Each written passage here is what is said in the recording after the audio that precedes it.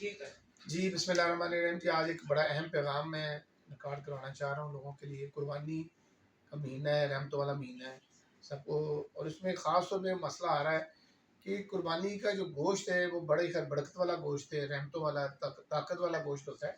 इसमें प्रोटीन बहुत ज़्यादा है, और वो लोग जो गुर्दे के पेशेंट हैं उनके लिए ये गोश्त कोई बहुत बेहतर नहीं गिना जाता, बेहतर नहीं समझा जाता।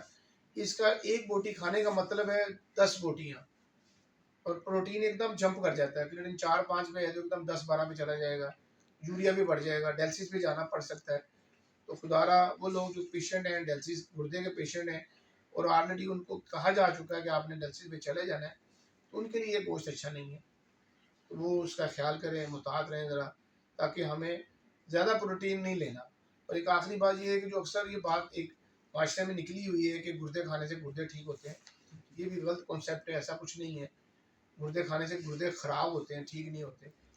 तो हमें कोशिश करनी चाहिए अपना जितना हमसे परहेज़ हो सके, ताकि हम डायलिसिस से दूर रहें। जज़ाकल्लाह। Thank you.